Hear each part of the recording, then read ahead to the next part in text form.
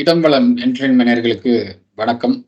தொடர்ச்சியா நம்ம வந்து பிக் பாஸ் நிகழ்ச்சி பார்த்துட்டு இருக்கோம். தொடர்ச்சியா பிக் பாஸ் நிகழ்ச்சியை ரிவ்யூ பண்ணிட்டு இருக்கோம். நேற்று நடந்ததும் இன்று நடந்ததும் தொடர்ச்சியா பேசிட்டு இருக்கோம். இன்னைக்கும் அப்படியான ஒரு ரிவ்யூ தான் பண்ண போறோம். இன்னைக்கும் நம்மளோட வந்து இது தொடர்பாக பேசுறதுக்காக பிரியா குணநாதன் அவர்கள் இருக்காங்க. வணக்கம். வணக்கம் வணக்கம் ஹரிஷ். இப்போ ஃபர்ஸ்ட் வந்துட்டு லெட் ஸ்டார்ட் வித் எஸ்டர்டேஸ் ப்ரோக்ராம்ன்ற மாதிரி தான் போகுது. நாம இது வரைக்கும் எத்தனையோ பிக் பாஸ் எல்லா லாங்குவேஜஸ்லயும் பார்த்திருக்கோம். இந்த அளவுக்கு வஸ்டான ஒரு ஹாஸ்ட் நான் பார்த்தது இல்லைன்னு தான் சொல்லுவேன். நான் இப்ப என்னோட எக்ஸ்பீரியன்ஸ்ல நான் சொல்லிட்டு இருக்கேன். நான் ஒரு படகு ஓட்டுறவர் வந்துட்டு ஒழுங்கா கூட்டிட்டு போனா மட்டும்தான் அது கரையை சேர முடியும். இவருக்கு வேண்டப்பட்டவங்களுக்காக மட்டும் துடுப்பு போட்டுட்டு இருந்தாக்க அது நம்ம என்ன அச்சீவ் பண்ண போறோமோ அது கிடையாது. இவருக்கு வந்துட்டு ஒரு பொறுப்பு, இவரை நம்பி ஒரு பொறுப்பு கொடுத்திருக்காங்க. விஜய் டிவி ஆகட்டும், அந்த எண்டல்மா அவங்களாகட்டும், ஒரு பொறுப்பு கொடுத்திருக்காங்க. பட் வாட் ஹி இஸ் டூயிங்னாக்கா, என்னமோ என்கிட்ட அந்த பொறுப்பு இல்ல அப்படின்னுட்டு அந்த பாலை தூக்கி போட்டு கண்டஸ்டன்ட்னாலதான் வந்துட்டு பிக் பாஸே ஓடிட்டு இருக்கு அப்படின்ற மாதிரி ஒரு பாலை தூக்கி போட்டுட்டாரு. இதுல தேவையில்லாம ஃபர்ஸ்ட் இனிஷியல் டேஸ் எல்லாம் நம்ம பார்த்துட்டு இருந்தோம். சுனிதாக்கு அவ்வளவு ஃபேவர் பண்ணிட்டு இருந்தாரு. இப்போ நேத்து பாக்குறப்ப it was really shocking thing. ஏன்னா இத்தனை வாரம் இல்லாம சாச்சனா திடீர்னு டேடின்னு கூப்பிடுறாங்க, சாக்லேட் கேக்குறாங்க, உடனே சாக்லேட் போகுது. இது எங்க கொண்டு போய் முடிய போகுது? This is a very big project. இவர் பண்ணிட்டு இருக்கிற மாதிரி ஒரு காமெடி ஷோவோ இல்ல ஒரு குக்கிங் ஷோவோ கிடையாது இது. இத்தனை பேர் பாக்குறாங்க. இதுலயே டிஆர்பி எப்போ வந்துட்டு கம்மி ஆச்சோ அப்பயே கொஞ்சம் சுதாரிக்கணும். எதுக்காக அப்படின்னுட்டு. ஏன்னா போன சீசன் வந்து கமலாசன் அவர்கள் ஒரு சின்ன தப்பு பண்ணினதாலதான் வந்துட்டு எல்லாருமே வந்து அவருக்கு எகெயின்ஸ்டா பேச ஆரம்பிச்சோம். வை இஸ் ஃபேவரிங், அந்த மாதிரி ஒரு கேள்விகள் கேட்க ஆரம்பிச்சு இப்ப அவரும் வந்துட்டு ஒரு குற்ற உணர்ச்சியில ஒதுங்கிட்டாருன்ற மாதிரி தான் நான் பாக்குறேன். பட் இவர் வந்த உடனே வந்துட்டு இப்ப இவ்வளவு நாள் சுனிதான்னாரு, இப்ப திடுதிப்புன்னு சாச்சனான்னு போயிட்டு இருக்காரு. இது எப்படி இருந்தது ஹரிஷ்? பாக்குறப்பவே எனக்கு ரொம்ப ஷாக்கிங்கா இருந்தது. சாச்சனா உள்ள ரீஎன்ட்ரி ஆனதுலயே வந்து விஜய் சேதுபதி அவர்கள் சொல்லிதான் வந்து ரீஎன்ட்ரி கொடுத்ததா அப்பவே சொல்லப்பட்டுச்சு. பட் அது வந்து கொஞ்சம் உறுதி இல்லாம இருந்தது. பட் நேத்து அது வந்து கன்ஃபார்ம் ஆன மாதிரி தான் நான் பாக்குறேன். அவங்க சாச்சனா வந்து என்ன சொல்றது, ஆண்கள் அணி பிரியாணி கேட்குறாங்க, பெண்கள் அணி தரப்புல அவங்க சாச்சனா வந்து சாக்லேட் கேட்குறாங்க. பிரியாணி இப்போ உடனே முடியாது, பட் 1 வீக், இந்த வீக்ல நான் எப்படியாவது நான் பாக்குறேன் அப்படிங்கிறாரு. பட் சாச்சனா வந்து சாக்லேட் கேட்ட உடனே நான் சாக்லேட் ஏற்பாடு பண்ணிக்கிறேன் அப்படின்னு சொல்லி சொல்றாரு. ஸோ மேபி அது ஃபேவரிசம் அப்படிங்கிற மாதிரி தான் நான் பாக்குறேன். பட் வந்து சாட்சினா கொஞ்சம் உரிமை எடுத்து பேசுற மாதிரி இருக்கு. அவங்க சாட்சினா வந்து கொஞ்சம் உரிமை எடுத்து பேசும்போது அது தட்ட முடியாத இடத்துல விஜய் சேதுபதி இருக்காரு அப்படிங்கிற மாதிரி தான் நான் பாக்குறேன். இல்ல, அந்த உரிமை தான் நாங்க வேண்டாம்னு சொல்றோம். சுனிதா பண்ணினதும் வந்துட்டு உரிமை எடுத்துட்டு பண்ணினது தான். விஜய் சேதுபதிக்கு ஒரு ஹார்டின் போடுறது, அவர் மேல கிரஷ்ன்றது, இதெல்லாம் வேண்டான்றோம். இதெல்லாம் வெளியில வச்சுக்கோங்க. இந்த ப்ரோக்ராம் தவிர்த்து வெளியில வச்சுக்கோங்க. The same thing we are ready to say to Sachana to.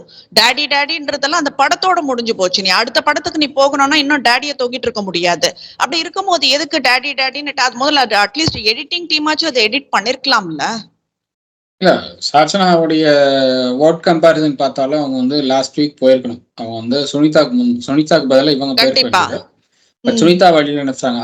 அதுவும் வந்து அவர் விஜய் சேதுபதியோடைய இன்ஃபுளுன்ஸ் அப்படின்னு தான் நான் பாக்குறேன். ஸோ அவரே இன்ஃப்ளூயன்ஸ் பண்றாரு. சாச்சனா வந்து உள்ள இருக்கணும், சாச்சனா உள்ள இருந்தா கொஞ்சம் கேம் ஆடுவாங்க அப்படின்னு சொல்லி அவர் ஒரு நம்பிக்கையில இன்ஃப்ளூயன்ஸ் பண்றாரு. அப்படிங்கிறப்போ சாட்சனா கூப்பிடுறதுனால மட்டுமே வந்து அது தப்புன்னு நான் பாக்குறது இல்லை. இது வந்து விஜய் சேதுபதி இடம் கொடுக்குறாரு. நீ வந்து ரொம்பவே இன்ஃப்ளூயன்ஸ் பண்ணிக்கலாம் அப்படிங்கிற ஒரு இடம் கொடுக்கறதுனாலதான் வந்து இது பண்றாங்க அப்படின்னு நான் பாக்குறேன். ஸோ விஜய் சேதுபதி தான் மாறணும் எனக்கு தெரிஞ்சு. அவர் வந்து கொஞ்சம் கண்டிப்போட இருந்தா கொஞ்சம் பார்க்கறதுக்கு கொஞ்சம் அழகா இருக்கும். பட் இந்த அளவுக்கு உரிமை எடுத்துக்கக்கூடிய அளவுக்கு நீங்க வந்து இடம் தரீங்க அப்படின்னா அது வந்து ரொம்ப பியஸ்டா போகுதோ நிகழ்ச்சி அப்படிங்கிற மாதிரி தோணுது. எல்லாருக்குமே அந்த ஒரு எண்ணம் வருது. ஏன்னா நீங்க ஒரு எல்லா கண்டஸ்டன்ட்டும் நீங்க வந்து கடுமை காட்டிட்டு சாச்சனாட்ட மட்டும் நீங்க வந்து கொஞ்சம் கடுமை காட்டாம இருந்தீங்க அப்படின்னா அது ரொம்பவே ஒரு மாதிரியா இருக்கும். ஏன்னா எல்லாரையும் நீங்க வந்து வேற மாதிரி பாக்குறீங்க, சாச்சனா வேற மாதிரி பாக்குறீங்கிற மாதிரி ஆயிடும். ஏன்னா பிக் பாஸோடைய ரூல்ஸை தாண்டி அவர் வந்து எச்சரிக்கை கொடுத்தோம், அதை மீறி வந்து ஆண்கள் அணிக்கு வந்து அவங்க வந்து அரிசி இதெல்லாம் எடுத்து கொடுத்துருக்காங்க, ரேஷன்ஸ் எல்லாம் எடுத்து கொடுத்துருக்காங்க. ஸோ அதை வந்து நீங்க பாராட்டுறீங்க அப்படிங்கிறது பிக் பாஸ் போடுற ரூல்ஸ் எல்லாம் நீங்க மீறுங்கன்னு சொல்றது சமம். ஸோ அதைத்தான் வந்து விஜய் சேதுபதி அவர்கள் மறைமுகம் சொல்றாரு அப்படிங்கிறத நான் பாக்குறேன்.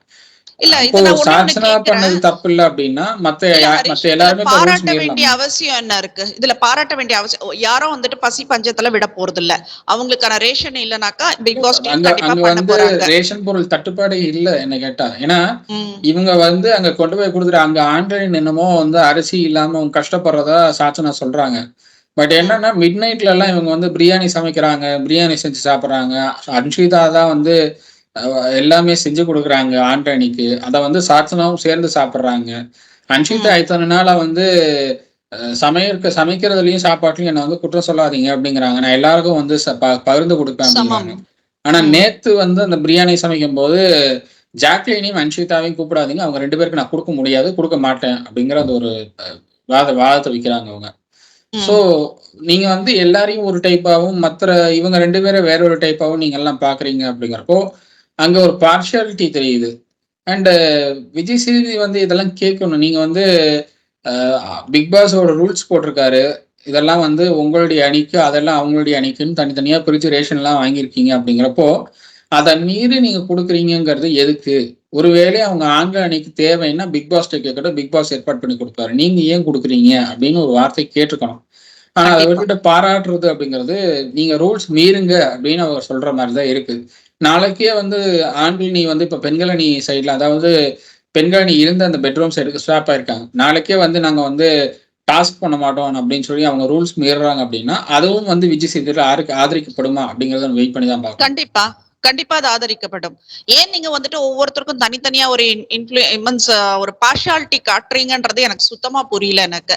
இப்போ நீங்க வந்து கேக்குறீங்க, எனக்கு எந்த அளவுக்கு சாட்சினா ரொம்ப இன்ட்ரெஸ்டிங்கா பேசியிருக்காங்க இது வரைக்கும்ன்றது எனக்கு தெரியல. பட் ரயான்ட்ட வந்துட்டு ஒரு கேள்வி கேக்குறீங்க. அவர் வந்துட்டு வைல்ட் கார்டு என்ட்ரி அவரு. இதுதான் செகண்ட் டைம் அவர் பேச ஆரம்பிக்கிறாரு. கொஞ்சம் ஸ்ட்ரகிள் இருந்தது.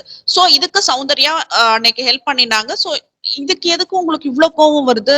ரயான் பேசலன்றதுனால உங்களுக்கு எதுக்கு கோவம் வருது? இல்ல சௌந்தர்யா வந்துட்டு ஒரு விக்டிமா வச்சு அந்த இடத்துல எல்லாருமே ஒரு குற்றவாளி கூண்டுல நிறுத்திட்டா எல்லாருமே குற்றம் சொல்லி சௌந்தர்யா மேல அத்தனை அடிகளும் அத்தனை அம்புகளும் எய்ய வேண்டிய அவசியம் என்ன இருக்குன்றதுதான் ரொம்ப இல்ல எரிச்சலா இருந்தது. அதுக்கு ஒரே காரணம் விஷால் மேல எல்லாருக்கும் இருந்த கோவம் தான் அதுக்கு ஒரே காரணமா நான் பார்க்குறேன். ஏன்னா, விஷால் வந்து சௌந்தர்யாக்கு அகைன்ஸ்டா கன்டினியூஸா பேசிட்டு இருக்காரு. விஷால் சௌந்தர்யாக்கு அகைன்ஸ்டா கன்டினியூஸா தவறான விஷயங்கள் முன்னெடுத்துட்டு இருக்காரு அப்படிங்கிறப்போ, எல்லாருடைய கோபமும் விஷால் மேல இருந்தது. அப்போ சௌந்தர்யா தான் ட்ரிகர் பண்றாங்க விஷால பேசுறதுக்கு அப்படிங்கிற அந்த ஒரு வாதத்த எல்லார்ட்டயும் வந்து பதிய வச்சாங்க அப்படின்னா, சௌந்தர்யா மேல அந்த கோவம் மாறும். விஷால் மேல இருக்கிற கோபம் குறையுங்கிறது தான் எல்லாரும் எக்ஸ்பெக்ட் பண்றாங்க.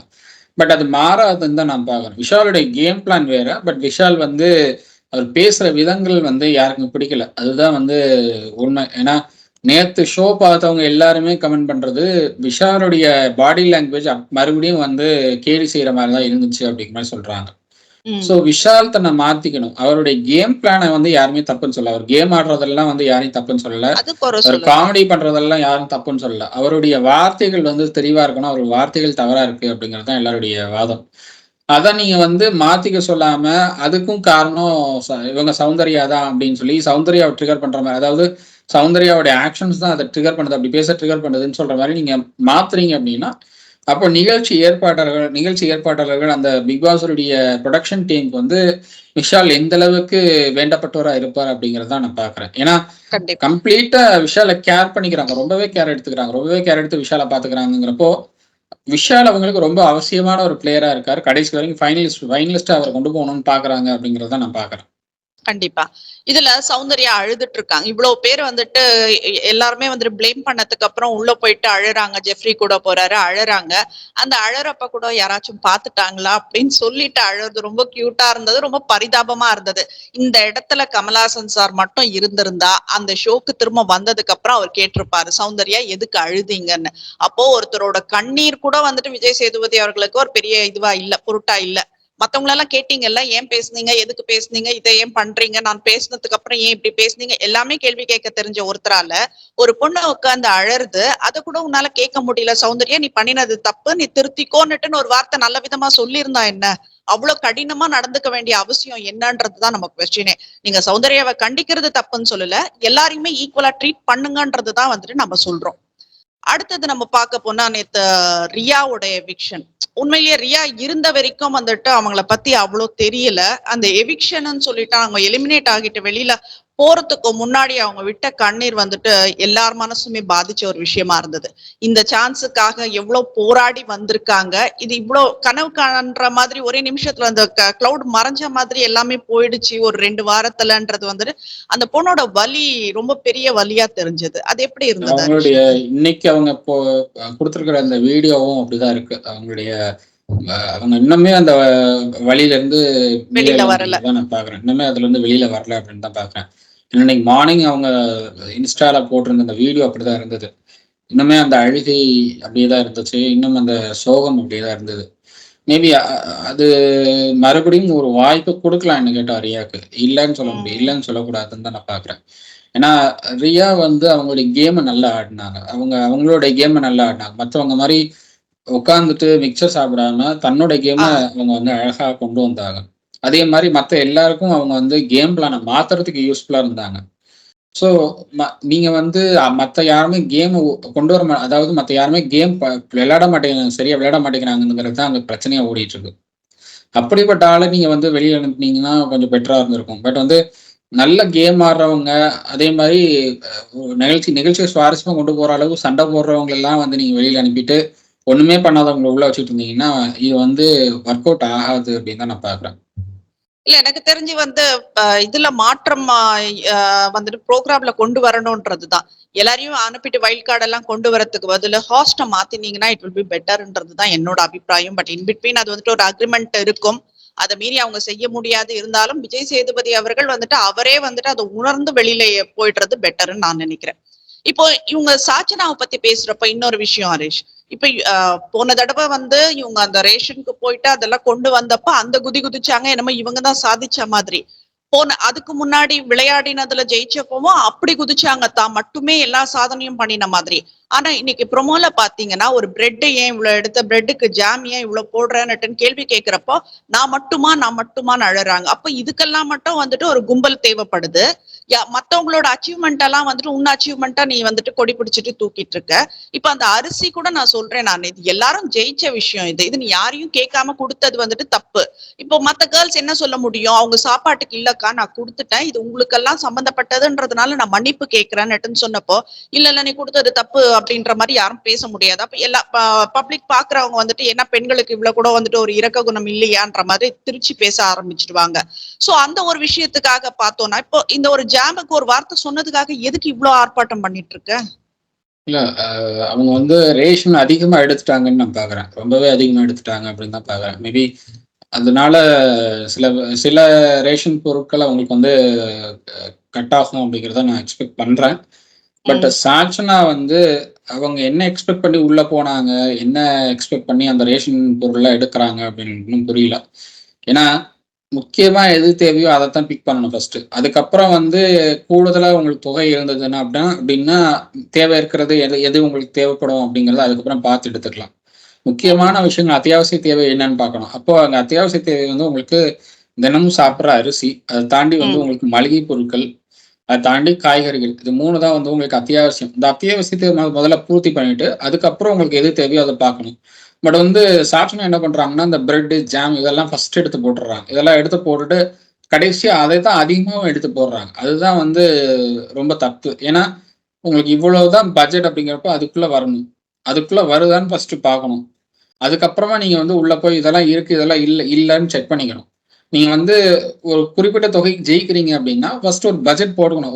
ஒரு லிஸ்ட் போட்டுக்கணும். இதெல்லாம் தேவை, இதெல்லாம் எடுக்கணும். பட் அது எதுவுமே பண்ற மாதிரி தெரியல. ஆண்கள் நீ அதுல வந்து தெளிவா ஆடுறாங்க. ஒன்ஸ் அவங்க வந்து ரொம்ப அதிகமா எடுத்ததுக்கு அப்புறம் ரொம்ப தெளிவா ஒரு லிஸ்ட் போட்டு இதெல்லாம் நம்ம தேவை, இதெல்லாம் நமக்கு தேவையில்லை அப்படின்னு ஒரு லிஸ்ட் போட்டுக்கிறாங்க. ஃபர்ஸ்ட் தேவையான பொருள் என்னமோ அதெல்லாம் எடுத்துக்கிறாங்க. அதுலயும் ரொம்ப தேவை அதிக அளவுல தேவைப்படுற பொருட்கள் எல்லாமே முதல்ல எடுத்துக்கிறாங்க. அதுக்கப்புறமா தான் செகண்ட் லிஸ்ட்டுக்கு போறாங்க அவங்க. எதெல்லாம் அதுக்கப்புறம் சாப்பிட்றதுக்கு நம்ம தேவைப்படும் தேவையில்லை அப்படின்னா. ஸோ அந்த மாதிரி ஒரு லிஸ்ட் வந்து பெண்கள் அணி இன்னும் போடலைன்னு நினைக்கிறேன். ஸோ அப்படி ஒரு லிஸ்ட் போட்டிருந்தா இந்த பிரச்சனை வந்திருக்காது. சாட்சனா வளர்ற பொண்ணுதான். அது சாப்பிட்றதுனாலலாம் ஒன்றும் இல்லை, ஒன்றும் தப்பு ஒன்றும் கிடையாது. பட் என்னன்னா அவங்க வந்து குறிப்பிட்ட அளவை தாண்டி எடுக்கிறாங்க அப்படிங்கிறது தான் பிரச்சனைங்க. அதுதான் வந்து அங்க இஷ்யூ ஆகுது. லாஸ்ட் டைம் வந்து நீங்க என்னாலதான் வந்து இவ்வளவு ஆச்சு அப்படின்னு சொல்லி நீங்க சொன்னதுதான் வந்து எனக்கு என்ன பொறுத்தவரை ரொம்ப தப்பு. நீங்க அதுல அமைதியா இருந்திருந்தீங்கன்னா இன்னைக்கு எல்லாரும் அமைதியா இருந்திருப்பாங்க. அமைதியா இருப்பாங்க கண்டிப்பா.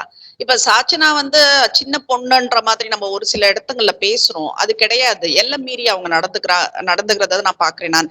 இப்ப கூட அவங்களோட தைரியம் என்னவா இருக்கும்னா, டாடி கிட்ட சொன்னாக்கா நம்மளுக்குன்னு தனியா குடுத்து அனுப்பிடுவாங்கன்ற நம்பிக்கையில விளையாடிட்டு இருக்காங்கன்னு நினைக்கிறேன்.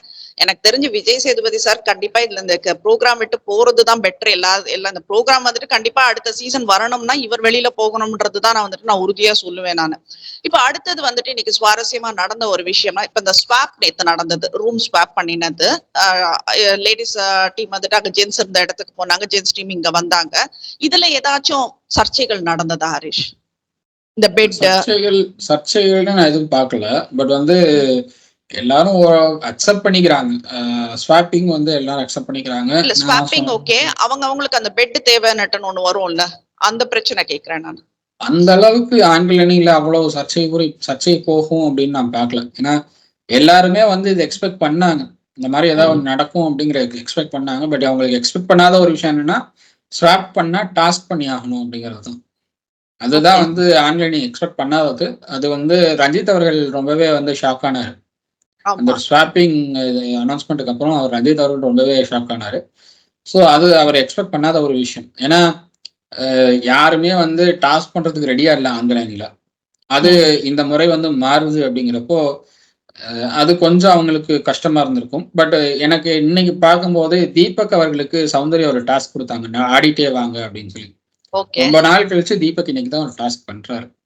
ஏன்னா என்னை பொறுத்தவரை அதுதான் வந்து ரொம்ப பெரிய விஷயம் தீபக் அவர்களுக்கு. அது வந்து ஸ்போர்ட்டிவா எடுத்து அந்த டான்ஸ் ஆடிட்டே வந்தார். அது வந்து இன்னைக்குதான் அவர் தீபக்கா இருக்காருன்னு நான் பாக்குறேன். மற்ற நாள்ல எல்லாம் வந்து ரொம்பவே ஹார்ஷா பேசுறது, ஹார்ஷா நடந்துக்கிறதுங்கிற அந்த ஒரு இதுல இருந்தாரு. இன்னைக்குதான் அவராவே இருக்கிறதா நான் பாக்குறேன்.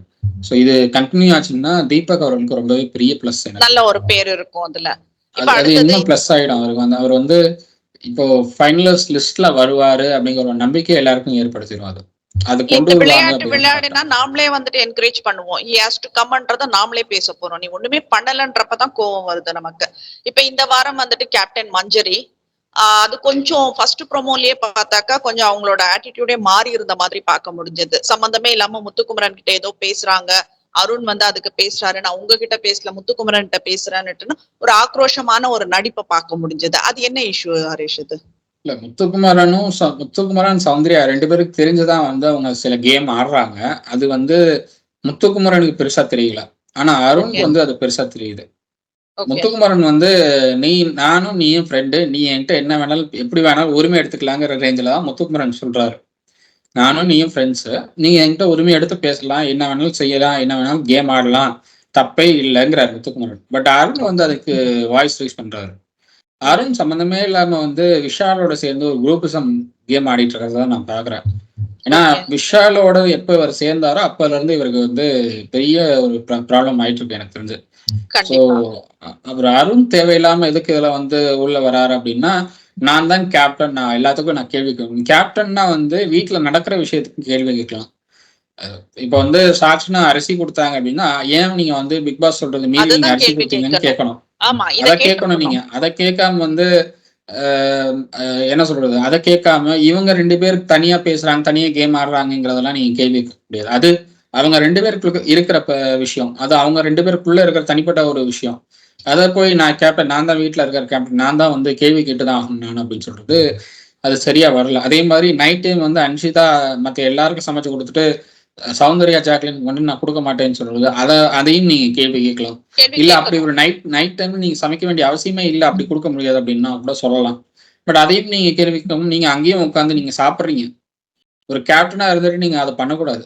பட் நீங்க அதை பண்றீங்க அப்படின்னா நீங்க வந்து ரொம்ப பியஸ்டா மாறிட்டீங்க அப்படின்னு தான் நான் பார்ப்பேன். ஸோ அந்த இடத்துல அருண் தேவையில்லாம நுழைஞ்சதுதான் வந்து என்னை பொறுத்தவரை அது இவங்களை கோவப்படுத்துனதை பார்க்குறேன், மஞ்சரியை கோவப்படுத்துனதை பார்க்குறேன். மற்றபடி அது ஒன்றும் பெரிய இஷ்யூ இல்லை. அதுவும் கேப்டன் டாஸ்க்கு முன்னாடி நடந்த விஷயம். அது கேப்டன் டாஸ்க்கு அப்புறம் வந்து அப்படி எதுவும் நடக்கிற மாதிரி பார்க்கல. கேப்டன் டாஸ்க்கு முன்னாடி நடந்தது. ஸோ அதனால நான் கேப்டன்கிற முறையில நான் தலையிடுறேன் அப்படின்னு சொல்லி அருண் சொன்னதுனாலதான் அது ஒரு பெரிய ப்ராப்ளம் ஆச்சு. மற்றபடி முத்துக்குமரனுக்கு அது ஒரு இஷ்யூவாவே தெரியல. முத்துக்குமரன் வந்து ரொம்ப ஜாலியா அந்த அவங்க கேம் ஆடுறத அவங்க பண்றதெல்லாம் எடுத்துக்கிறாரு. அது ரொம்ப கேஷுவலா ஸ்போர்ட்டிவா எடுத்துக்கிறாரு. பட் இது வந்து அருண் தேவையில்லாம தலையிட்டது தான் இஷ்யூ ஆயிடுச்சு. அண்ட் மஞ்சரி வந்து கேப்டன் ஆகக்கூடாதுங்கிற முடிவை நம்ம ஏற்கனவே பேசின மாதிரி பெண்கள் அணியில அப்படிதான் பண்ணாங்க. பட் இந்த தடவை இண்டிவிஜுவல் கேம் ஆனதுனால மஞ்சரி ஜெயிச்சாங்க. அது கொஞ்சம் ஓவர் கான்ஃபிடன்ஸ்ல விஷால் வந்து ஸ்பூன்ல இருக்கிற அந்த லெமனை கீழே போட்டாரு. அது கீழே போட்டதுனால மஞ்சரி ஜெயிச்சாங்க. ஏன்னா இவர் வந்து ரொம்பவே கேஷுவலா திரும்புறேன் அப்படின்னு சொல்லி திரும்பினப்போ ஸ்பூன்ல இருந்து அந்த லெமன் அப்படியே கீழே விழுந்துருச்சு. ரொம்பவே கேஷுவலா திரும்புனாரு. அது கொஞ்சம் ஓவர் கான்ஃபிடன்ஸா பண்ண மாதிரி இருந்துச்சு விஷால்கிட்ட இருந்து. ஸோ அதுல வந்து மஞ்சரி ஜெயிச்சிட்டாங்க அப்படின்னு தான் பாக்குறேன். இந்த முறை பெண் அணியை நம்பாம தன்னை நம்பினாங்க மஞ்சரி. அதுதான் வந்து அவங்களுக்கு பெரிய பிளஸ்ஸா இருந்தது. ஸோ இது மாதிரி ஸ்போர்ட்டிவா இது மாதிரி சிங்கிள் ஹேண்டடா கேம் ஆடுற மாதிரி கேப்டன்ஸ்க்கு கொடுத்தாங்க அப்படின்னா பெட்டரா இருக்கும். ஏன்னா அப்பதான் வந்து ஒரு கேப்டனால யாரால வர முடியும் அப்படிங்கிறது தெரிய வரும். நீங்க ஒண்ணுமே இல்லாம வந்து ஒரு டீமை வந்து கேப்டனுக்காக விளையாட சொன்னீங்க அப்படின்னா விளையாட மாட்டாங்க. ஏன்னா இவங்களுக்கு இவங்கதான் ஜெயிக்கணுங்கிற எண்ணம் இருக்குங்கிறப்போ பண்ண மாட்டாங்க. அது வந்து இந்த மாதிரி மஞ்சரி விஷயத்துல தவிர்க்கப்பட்டிருக்குன்னு பாக்குறேன். ஸோ மஞ்சரி அதனாலதான் ஜெயிச்சிருக்காங்க. ஆனா எல்லாரும் வந்து நைட் டைம்ல பேசினது மஞ்சரி வரக்கூடாது, விஷால் தான் வரணுங்கிறது மாதிரிதான் எல்லாரும் பேசினாங்க. சௌந்தர்யா ஜாக்லின் தவிர்த்து மத்த எல்லாருமே அப்படித்தான் பேசிட்டு இருந்தாங்க. ஓகே. இப்ப இதுல வந்து நேத்து தான் வந்து பவித்ராவோட பேர் என்னமோ பெரிய சாதனை பண்ண மாதிரி வந்துச்சு. அட்லீஸ்ட் இதுலயாச்சும் உன் பேர் வந்துச்சேமா, நீ இருக்க இந்த குரூப்ல அப்படின்ற மாதிரி ஒரு காதுல ஒரு ஒலி கேட்ட மாதிரி இருந்தது. சோ இந்த வாரம் ஸ்வாப் யார் பண்றாங்க ஹரிஷ்? பாய்ஸ் டீம்ல இந்த வாரம் வந்து பாய்ஸ் அணில இருந்து சிவா போறாரு. சிவா வந்து உள்ள போற மாதிரி நான் பாக்குறேன். பெண்கள் அணில இருந்து ஆர்ஜே ஆனந்தி உள்ள போறாங்க. அது எப்படி இருக்கும்? ஆர்ஜே ஆனந்திக்கு எப்படி இருக்கும் அந்த வரவேற்பு? ஆர்ஜே ஆனந்தி அவங்க வந்து தேவையில்லாத கான்ட்ரவர்சிஸ் கிரியேட் பண்ணுவாங்கன்னு தான் நான் பாக்குறேன். ஏன்னா அவங்க கான்ட்ரவர்சிஸ் கிரியேட் பண்ணணுங்கிறதுக்காக தான் வந்து அவங்களுக்கு அனுப்புறாங்க. பட் அது எப்படி போகும் அப்படின்னு தெரியல. ஏன்னா ஆங்கில அணி ஏற்கனவே வந்து டாஸ்க் விஷயத்துல டாஸ்க் பண்ணியே ஆகணுங்கிற அந்த ஒரு நிர்பந்தத்துல இருக்காங்க. வாண்டடா இவங்க பண்ணுவாங்க ஆர்ஜே ஆனந்தி அப்படிங்கிற மாதிரி தான் எக்ஸ்பெக்ட் பண்றது. பார்க்கலாம் அது எப்படி போகுதுன்னு பார்க்கலாம். சிவா எனக்கு தெரிஞ்சு அவர் எல்லா பக்கம் எந்த பக்கம் போனாலும் அவர் வந்து சமாளிச்சிருவாருன்னு தான் நான் பாக்குறேன்.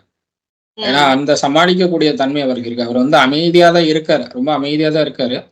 பட் எல்லா பக்கம் எந்த அணிக்கு போனாலும் அவர் சமாளிக்கக்கூடிய திறமை அவருக்கு இருக்கிறதா தான் நான் பாக்குறேன். ஏன்னா எல்லாரோடையும் நல்ல டச்ல இருக்காரு, எல்லாரோடும் ஃப்ரெண்ட்ஷிப்பா மெயின்டைன் பண்ணிட்டு இருக்காரு. யாரையும் பகச்சுக்கிறதுக்கு அவரு ரெடியா இல்ல. அதே நேரம் தப்புன்னா தப்புங்கிறதையும் சுட்டி காட்டுறாரு. அங்கங்க எல்லாரும் மொழியும் சொல்லாம தனியா கூட்டிட்டு போய் சொல்றாரு. அதுதான் வந்து முக்கியம் எனக்கு தெரிஞ்சு.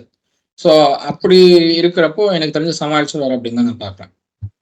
சோசியல் மீடியாவை பொறுத்த வரைக்கும் சாச்சனாவை அந்த ப்ரீஸ் டாஸ்க் வரைக்கும் கொண்டு போவாங்கன்ற மாதிரி தான் எல்லாரும் பேசிட்டு இருக்காங்க. எனக்கு தெரிஞ்சு விஜய் சேதுபதி அவங்களுக்கே அந்த பிக் பாஸ் இதுவை கொடுத்துருவாங்களோன்ற பயம் ஒரு பக்கம் இருக்கு.